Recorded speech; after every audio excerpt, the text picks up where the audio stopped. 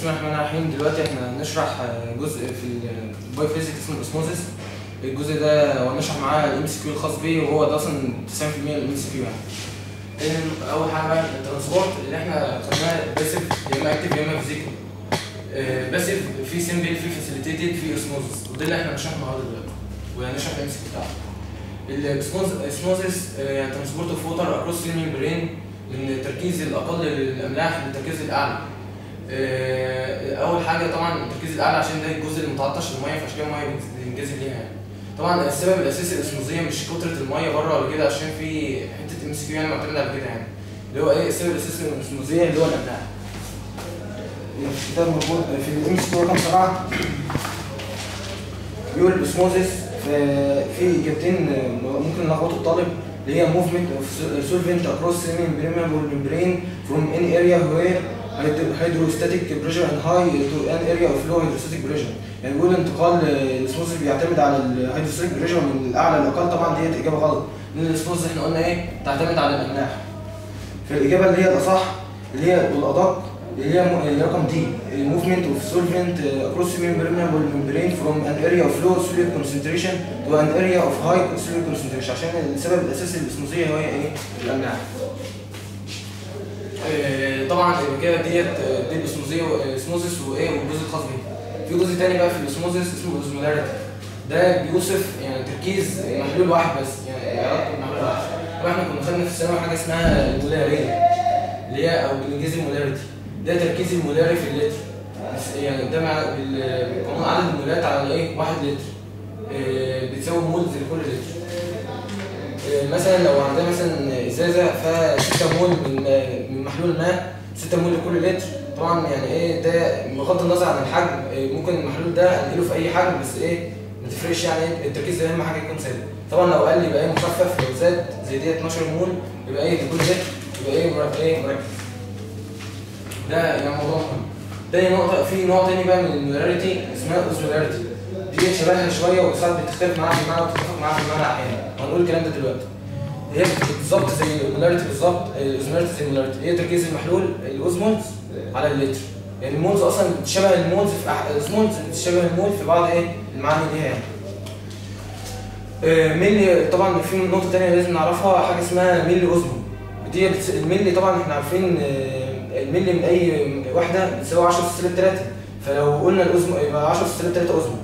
لو قلنا الاوزمول بيساوي كام يبقى 1000 ملي اوزمول. دي النقطه المهمه عشان طبعا بتبقى في ذهنكم يعني امتى الاوزمولز ايه الفرق بين الاوزمولاريتي والمولاريتي. طبعا زمول والمول بيتفقان امتى في المعنى؟ لو السبستانس او الماده اول ما تتحط في سوليوشن ما بيحصلهاش ديسوشيشن. طبعا عندنا المواد ديت يعني الجلوكوز واليوريا. طبعا انتوا خدتوا في البايو الجلوكوز ده مونوسكرايد نوت جيفن سيمبلر يونت ان اون هيدروليسيس. بالتالي في الجلوكوز واليوريا المول منه بيساوي الواحد مول منه بيساوي 1 اوزمول منه. بقى بالنسبه امتى بقى بيختلفان في المعنى؟ لو حصل ديسوشيشن للسبستانس زي الايونز مثلا. ال NaCl اول ما بيجي يذوب 1 مول منه بيدي لي ايه Na موجب وسي ال سالب، ف1 مول الزمولاريتي بتاعته 2 اوزمول، بالتالي الضعف يعني اقل 15 من 100 مول يبقى 3 من 10 اوزمول. ده لو حولناه للزمولاريتي. برضه المغنيسيوم Cl2 طبعا 1 مول منه لو كده يتحل طبعا هتبقى مغنيسيوم وكلور يبقى يدي 3 امثال المولاريتي، يبقى 1 مول بيساوي 3 اوزمول. ماشي، ديت حته مهمه طبعا فيها معتمده على الحته ديت في كتاب رقم 15 بيقول امان هاز توتال بادي ووتر 40 لتر. طبعا ديت حته مالهاش لازمه، قال اوف ويتش 15 لتر ECF اكسترا سيلر فلويد اوف ان اوزمولاريتي 300 ملي اوزمول بير لتر. طبعا 300 ملي اوزمول بير لتر يعني الاي سي اف التركيز المحلول فيه 300، تركيز الدم قصدي فيه. وات وود بي الاي سي اف اوزمولاريتي، يكون الاي سي اف تركيز محلول فيه ايه لو عندما يكون لو اول ما ندي انترافينوس ان اي سوليوشن تركيزه 15 من 100 مول لكل لتر. يعني ايه الكلام ده؟ طبعا هم كاتبين ندي 500 مللي، بغض النظر عن ده مش هنهتم ب 500 مللي، بغض النظر ده لتر ده 2 لتر مش هتفرق. اما بقى بالنسبه ل 15 من 100 مول لكل لتر دي لازم نحولها لاوزمولاريتي عشان نعرف نقارن. ف 15 من 100 مول لكل لتر هنحولها بالملي مول الاول. لو حولناها بالملي مول 15 من 100 مول لكل لتر هيبقى 150 ملي مول لان فيها 1000. طبعا 150 ملي مول من ال NaCl. واحنا قلنا العلاقه بين ان هو بين ال NaCl المول بتاعته والاوزمولاريتي بتضعف عشان لما يجي بيتحلل بالديسوشيشن بيحصل له اتنين بارتكلز. فعشان كده هتبقى 150 ملي مول هيتحول ل 300 ملي اوزمول عشان نضرب بالضعف على طول. ماشي؟ ده جزء بس هنكمل المسكو، بس احنا بنشرح حته خاصه بيها بس بتاعت التفاهم في المعنى يعني. تاني نقطه احنا عندنا الارتري والكابيلاري والفين. الارتري البلازما تركيز الاوزمولاريتي بتاعته 290 اوزمول برضو او 300. لو احنا بقى عندنا برضو ديت الكابيلاري، اما ديت الاي سي اف انترستيشال فلويد، وهنا ايه خلايا السيل فيها جواها انترا سيلولار فلويد برضو تركيزه 290. يعني الاي سي اف اللي هم دول بيساوي ده، يعني ده 290 ده 290 ده 290. ما ينفعش واحد فيهم ايه اقل من الثاني او اعلى، لازم يبقى ايه زي بعض. عشان كده الايه الاي سي اف بيساوي الاي سي اف. اما انا بقى لو جيت مثلا اديت انترافينوس زي ما في السؤال اللي انا حليته من شويه بيقول انترافينوس، لو اديت حقنه في انترافينوس يعني داخل الفين، يعني لو اديت حقنه الامبول بتاعها مثلا كان او المحلول اللي انا بديه للشخص ده كان 290 زي ده، يبقى بنسميه ايزو اوزمولار. يعني ده مش معنى ديت بقى، بس لما نيجي نتكلم وصف بين اثنين محلول ايه بنقول ايزو اوزمولار، يعني ايه بتساويهم مع بعض. لو اديت 350 يبقى اكتر من 290 او 300، ساعات بيقولوا 290 او 300 يبقى 350 اكتر من 290 يبقى هايبر اوزمولار. اما لو 210 مثلا اقل من 290 يبقى بنسميها هايبو اوزمولار. ماشي. اما بقى في نقطه كمان يبقى ديت ايه ايزو اوزمولار، دي علاقه بين ايه اثنين سوليوشن. في نقطه كمان هنتكلم عنها برضو مهمه عشان بس تتخيل في ناس برضو تصورها عشان يفهموا حته مهمه كده. لو جبنا مثلا ازازه كولا مثلا 1 لتر وازازه ثانيه برضو 1 لتر وحطيناها في ازازه 2 لتر، طبعا التركيز مش هيتغير خالص. فاهم ده يعني ايه الحجم بس اللي اتغير زاد بس التركيز ثابت. انك جبت نفس التركيز ونفس التركيز وحطيتهم في ايه في زاد الحجم بس التركيز ثابت. الحته دي بقى معتمده عليها الام سي كيو رقم 15 برضه. فعندما قال لك بقى ايه، قال لك الاي سي اف 15 لتر تركيزه الاوزمولاريتي بتاعته 300 ملي اوزمول، والسوليوشن اللي هو اداه برضه 300 ملي اوزمول. 300 احنا قلنا 290 او 300 الاثنين ما بيفرقش. بيقول لك الدم عنده 300 والسوليوشن اللي احنا اديناه 300، يبقى طبعا هيبقى ايه ايزو اوزمول، فمش هتبقى فيه مشكله. فبيقول لك ايه وات وود بي ذا اي سي اف انترسيلولار فلويد اوزمولاريتي 300 ملي اوزمول، يبقى 300 ايه ملي اوزمول. الاي سي اف ده هيبقى 300 برضه لان ما حصلش اي تركيز في المحلول ولا في صوديوم خرج ولا ايه ميه طلعت، فالداخليه نفسها موجوده يعني. اما بقى بالنسبه بالتالي في السؤال ده في سؤال تاني ام سي كيو رقم 13 برضه معتمد على نفس الفكره بس جه بطريقه ثانيه. قال ايه بقى؟ قال فولوينج ذا انترفينوس ادمنستريشن، اعطاء حقنه انترفينوس of 1 liter of 150 ملي مول NA solution into normal persons there will be. يعني بيقول لك جبنا 1 لتر ادينا حقنه ادينا 1 لتر دخلنا 1 لتر سوليوشن، مش مهم ده لتر مش ده الرقم ده مش مهم، اهم حاجه المهم بقى 150 ملي مول. 150 ملي مول ده بنحولها ملي اوزمول. ازاي بقى؟ طبعا ده NaCl يبقى جاي بالضعف، يبقى ايه عشان بيتحلل Na وCl، طبعا هيبقى ايه 150 يبقى ايه 300 ملي اوزمول بير لتر. يبقى كده ايه يبقى طبعا بيقول لك يبقى البلازما كان 300 والسوليوشن اديته 300 يبقى كده اكيد ايزو اوزمول. يبقى طبعا ايه اللي هيحصل التركيز اللي انا الحقنه اللي انا اديتها في الدم طبعا مش هتفرق اذا كل بس اللي حصل زاد حجم ايه الدم، بس ما ايه زاد حجم الدم بمقدار لتر زي ما هو مدي، بس التركيز زي ما هو مفيش اي تغيير خالص. فعشان كده بيقول اول واحده ديكريز ان بلازما صوديوم كونسنتريشن، طبعا ما قلش لان اديت سوليوشن نفس تركيز الدم، نفس تركيز البلازما او الدم مش هتفرق. تاني واحده بيقول لك دي غلط. تاني واحده بيقول لك ان انكريز اللي هي بي ان انكريز ان اوزمولاريتي اوف اي سي اف، طبعا مش مفيش حاجه حصلت، ده هو نفس التركيز هنا نفس هنا نفس هنا، يبقى بالتالي مش هيحصل انتقال لاي حاجه. تالت حاجه ان انكريز ان اوزمولاريتي اوف اي سي اف، السي ديت زي ايه بالظبط؟ نفس المعنى بالظبط، بس هو قال ايه انكريز في الاوزمولاريتي بتاع الاي سي اف، يعني بيقول لك كل الايونات اللي في ايه في الاي سي اف، يعني مش الصوديوم بس، ده كله. فهي طبعا غلط برضو، يبقى ايه غلط وبي غلط وسي غلط. اما بقى رقم دي انكريز ان فوليوم اوف اي سي اف طبعا غلط، لان ما حصلش اي، يعني ده احنا زودنا الدم هنا، قصدي الميه ازداد هنا حجم بس طبعا ما فيش ايه تغير في الايونات عشان ينتقل الميه من جوه الاعلى، لان دي تبع الاوسموزيس، لان التركيز هنا زي هنا، فالايه مفيش انتقال. اما رقم اي بقى، وهي ديت الاجابه الصح، ان انكريز ان فوليوم اوف اي سي اف.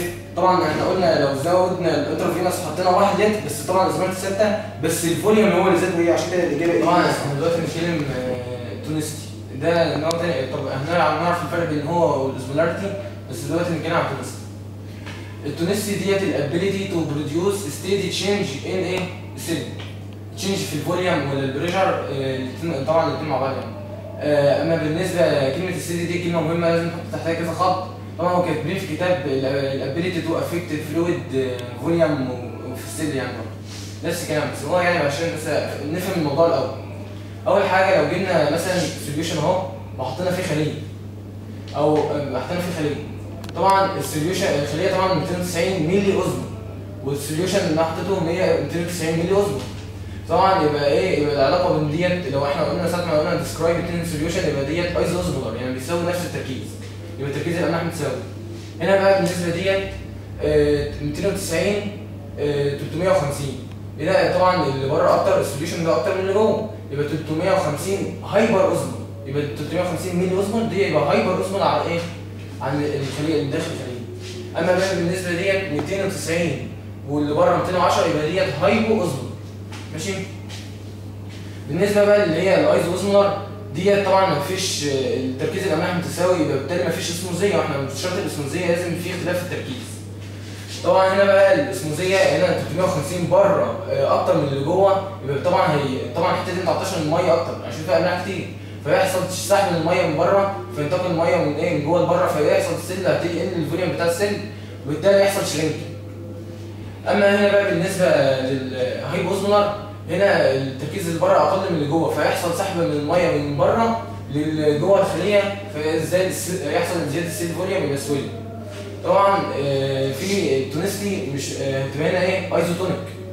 هنا بقى بالنسبه ديت هايبوتونيك، هايبرتونيك. هنا بالنسبه ديت هايبوتونيك. طبعا مش طبعا اكيد بيتبادر في ذهنكم اللي هو ايزوتونيك يعني ايه، بتساوي التركيز اللي بره زي جوه. لا، تونيك ديت معنى تاني، دي معناها الخليه السيل فوليوم كونستنت، دي لو السيل فوليوم كونستنت يبقى ايزوتونيك على طول، والسيل فوليوم لو قل يبقى ايه هايبرتونيك. طبعا اما بقى في السيل فوليوم لو زاد يبقى هايبوتونيك، علاقه يعني ايه كانها عكسيه، احفظوها كده بالطريقه العكسيه، يعني هايبر يبقى ايه قل الفوليوم، يعني هايبر معناها زاد بس علاقه عكسيه يعني. طبعا الحته دي مهمه عشان في الام سي كيو في حته يعني ايه، لو انتوا حفظتوها باللي هي بالتركيز تساوي الاملاح بتبقى في مشاكل كتير في الام سي كيو. طبعا ده خطا شائع، يعني اللي هو يقول لك ايه هايبر اوزموتيك بيساوي هايبرتونيك، هايبوتونيك وبيساوي هايبر اوزموتيك. طبعا ده هو صعب بيتفقوا في بعض المعاني، زي دي احد الحالات اللي هي اتفقوا في بعض، بس في حالات ثانيه ما بتتفقش. طيب يبقى بالتالي المعنى الحقيقي للهايبرتونيك وهايبوتونيك، لو مثلا ايه سيل شرينك يبقى ايه على طول هايبرتونيك، لو السيل سويل يبقى هايبوتونيك، لو النو افكت يبقى ايزوتونيك، يبقى علاقه عكسيه، السويل اللي زاد في حجم يبقى ايه انها هايبوتونيك. دلوقتي احنا بنسال امتى بقى يتساووا في المعنى، اللي هو الهايبرتونيك مع هايبوتونيك، هايبر اوزموتيك، يبقى هايبرتونيك امتى بتساوي هايبر اوزموتيك. ونشوف كام دلوقتي. طبعا الاجابه على السؤال اللي هو امتى يتفق الاوزمولاريتي مع التونستي في المعنى، امتى يبقى هايبر اوزموتيك بيساوي هايبرتونيك، ده كل ده هنشوفه دلوقتي. فلو التونستي ديت بتعتمد على حاجتين، لو السوليوتس اللي هي الاملاح كروس سيل ميمبرين يعني هي بريمابل، يا اما نوت كروس، يعني في حاله من حاجتين. فلو السوليوت كروس زي يوريا مثلا 10 اليوريا، طبعا واحد يقول لك اليوريا كروس، اقول لك كروس لانه تركيز كنا خدنا في الباسيف ديفيوجن اللي هو بينتقل كروس سيل ميمبرين ب 10 اس 3 1000 تايمز ليس ذان ووتر، وبرضه بينتقل بالايه بالفاسيليتيتد.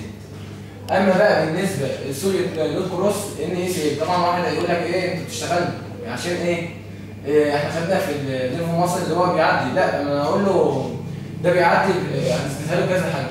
اول حاجه لو اثبتها فيسيولوجيا يعني في البايو فيزيك خدنا اللي هو بيعدي اكروس سيل ممبرين في سيل ديفيوجن بايه ب 10 اس 6 مليون تايمز اقل من ايه جدا ووتر، يعني ده بالكاد ما بيعديش اصلا. تاني حاجه اللي انتوا خدتوه في النيرف ماسل اسمها جيتد شانل، يعني ما بيفتحش الا فولتج او كيميكال ايه سورس او تغير في الريسكينج بوتنشال، بس احنا ما غيرناش ايه الكهرباء ولا لعبنا في كيمياء، ما حطيناش مواد كيميائيه ايه تفتح الايه جيتد شانل. اما بقى بالباسيف شانل اللي هي نون جيتد شانل طبعا دي ليتد افكت ما بيظهرش التاثير اصلا. طبعا بنحبهم بقى بالنسبه عمليا الكلام اللي هي ان اس اي نوت كروس. طبعا من ساعه ما واحد عنده بلاد لوس مفيش دم اصلا في حاله تطور مثلا، فبيديله بيودوا المريض سلاين كريبليسمنت ثيرابي بلاد لوس. خدتوا حاجه زيها كده في التكسترين ايه في البايو، فايه بيديله سلاين طبعا ممكن يديله 2 لتر او لتر مثلا. فبغض النظر ايه طبعا الراجل ما يبقاش خايف اللي هو ان اس دي يخش الخليه ولا حاجه، مش هيخش اصلا، هو ايه نوت كروس الا بايه ساعه الفولتج والكلام ده، يبقى مش نوت بريمابل. وبدليل كمان في ام سي كيو بتاع الكليه برضه كاتب اللي هو نوت بريمابل برضه عشان ما حدش يعمل تزريق. اللي هو السوليوشن بتاع ترو فولس مكتوب سوليوشن اف بريمابل سوليد از ان اس ال او كي سي ال، يعني ده دليل كمان دارت عشان تريح نفسك. بالنسبه بقى للسوليد كروس والسوليد نوت كروس، لو سوليد ايه نوت كروس زي الان اس ال، يبقى الان اس ال مش هيعدي ايه في الايه في السيل داخل الخليه، لو ما بالتالي ايه ما ملوش تاثير. لو حطينا بقى ايه سوليوشن في ان اس ال زي سلاين مثلا 290 زي اللي جوه اوزمولار نفس التركيز، يبقى ايه ايزوتونيك المعنى يتفق مع بعض، يبقى ايزوتونيك هي ايزوموزموتيك. لو ايه ان ما فيش سيل ايه ما اتغيرتش عشان كده ايزوتونيك، يبقى ايه السيل ايه ما حصلش فيها تغير في الحجم. اما بقى ايه لو حطينا بره تركيز املاح اكتر 350، يبقى 350 ديت وجوه 290 يبقى دي املاح اكتر فيسحب ميه من بره، وطبعا الان اس ما بيعديش، يبقى ايه 350 ده يسحب ميه من جوه. بالنسبه للان اس ال اللي هو لو بره 350 وجوه 290 الان اس ال طبعا مش هيعدي. اما بقى طبعا تركيز الاملاح بره كتير فطبعا هيسحب الميه من جوه فيحصل ايه سيل شرينك. طبعا احنا قلنا السيل شرينك يبقى ايه هايبر تونيك. اما بقى السوليوشن طبعا كتير بره يبقى هايبر، قصدي الملح كتير بره فاسمه هايبر اوزموتيك. بالنسبه لو المحلول اللي بره هايبوزموتيك تركيزه اقل من جوه من الخليه 250 والتاني 290، فطبعا طبعا الاسموزيه الميه بتنتقل من الاقل للاعلى، فطبعا ايه الوتر ينتهي داخل الخليه فيحصل سويل، بالتالي يبقى ده ايه اسمه هايبوتونيك. يبقى لو يبقى التاني يبقى هايبوزموتيك تساوي مع هايبوتونيك، يبقى اللحظه دي ساعه ما السوليوتس نوت كروس سيل ممبرين يبقى يتفقان ايه في المعنى. اما بقى لو السوليد كروس سيل ممبرين يبقى طبعا ايه لو طبعا لو السوليد كروس سيل ممبرين يبقى في حاجه هتختلف طبعا. اليوريا اول ما احط سوليوشن ايزوزموتيك في اليوريا ايه اللي هيحصل؟ هتخش جوه الخليه على طول، طبعا يبقى التركيز اللي جوه زاد، يبقى بالتالي هتسحب الميه وراها دراجنج ووتر، ده هيحصل دراجنج ووتر، فبالتالي السيل سويل برضه وبالتالي ايه هايبوتونيك على الرغم ان هي ايه ايزوزموتيك، يبقى كده ما تفرقش في المعنى. برضه نفس القصه هنا هايبر اوزموتيك هي الملح اكتر بره، بس مع ذلك اليوريا هتخش جوه الخليه وبالتالي هيحصل ايه هتسحب الميه وراها هيحصل سيل سويل برضه يبقى هايبوتونيك مع هايبر اوزموتيك. برضه لو التركيز جوه 250 قصدي بره 250 والخليه طبعا طالما 290 ملي اوزمول، يبقى واليوريا طبعا هتخش السيل بعد كده تسحب الميه وراها يبقى يحصل حاجه اسمها هايبوتونيك عشان سيل سويل، يبقى بالتالي هنا الاوزمولاريتي لا تتساوي ايه مع التونسيتي المعنى. يبقى في كل الحالات السوليوت الكروس سيل ممبرين مهما كان الكونسنتريشن يبقى السيل هيحصل سويل ايه وهايبوتونيك، بس ديت في الصوره النهائيه عشان في حته في الام اس كيو يعني ايه معتمده على حاجه كده. وفي كلام برضه مؤكد على الكلام ده موجود في الكتاب بيقول لك رفلي يعني الى حد ما يعني التونسي از يوزد تو ديسكرايب اوزمولاريتي، يعني ايه مش دايما بيتساووا معانا في المعنى مع بعض. طبعا التونسي انرفيرنس مكتوب برضه عشان نفهم الحته ديت، التونسي انرفيرنس تو بارتيكولار ممبرين يعني لا مختصه وتاثيرها بيتغير على حسب الممبرين، عشان كده يا اما سوري كروس يا اما نون كروس. اما الاوزمولاريتي كان قالوا اندبندنت اوف اني ممبرين. اما بقى في حته الصوره النهائيه ديت، الصوره النهائيه ديت مهمه اصلا يعني يعني الصوره ديت ما حصلتش كده مره واحده، الصراحه حصلت على خطوتين اكشوال، يعني حصلت على خطوتين. الخطوه الاولى طبعا اليوريا ما كانتش لسه دخلت بسرعه، يعني ايه كانت لسه قليله، اليوريا لسه كانتش ايه دخلت بسرعه، فاليوريا كانت بره، فطبعا ايه التركيز بره كان 350، فالميه ايه اتسحبت لايه لبره. بعد كده اليوريا اول ما دخلت يبقى زاد التركيز جوه، فبعد ما زادت يعني هنا حصل ايه سويل، قصدي شرينك. هنا حصل بعد ما اليوريا دخلت سحبت الميه وراها عشان التركيز زاد جوه، فحصل ايه سويل. يعني ديت يعني شوف حصل رغم هنا يعني بنتكلم هنا على الصوره النهائيه بس، لا اللي حصل الاخطاء بجد بالفعل يعني حصل اول حاجه شرينك وبعد كده زين سويل. وبالتالي يبقى لما نيجي نسمي هنا نسمي ايه على اي تسميه، نقول هنا مثلا هايبرتونيك ولا نون هايبوتونيك؟ ده تقول هايبوتونيك عشان تبع عن الصوره النهائيه، فعشان كده سيل سويل.